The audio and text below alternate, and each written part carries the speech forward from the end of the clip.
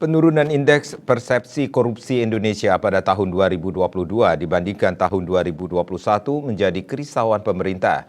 Hal itu dikatakan Menteri Koordinator Bidang Politik, Hukum dan Keamanan Menko Polhukam RI Mahfud MD seperti dikutip dari Kantor Berita Antara Jumat 3 Februari 2023.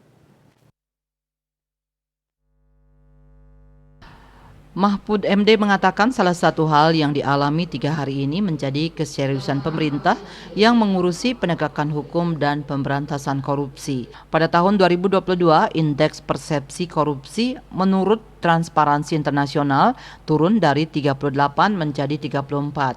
Menurut Mahfud, penurunan indeks persepsi korupsi Indonesia tersebut merupakan satu keprihatinan karena pemerintah dahulu melakukan reformasi itu saat indeks persepsi korupsi di angka 20 pada tahun 1999. Namun kemudian setiap tahun naik dan mencapai puncaknya pada 2019 itu 39.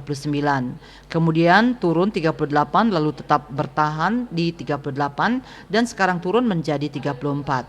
Dikatakannya indeks persepsi korupsi adalah persepsi masyarakat internasional tentang seberapa besar skor korupsi di Indonesia. Hal ini berarti dari interval 0 sampai 100 Indonesia berada di angka 34. Menko Polhukam mengatakan penurunan indeks persepsi korupsi ini yang tertinggi karena selama pemerintahan reformasi itu indeksnya naik terus, termasuk era Presiden Jokowi naik secara konsisten namun tiba-tiba turun.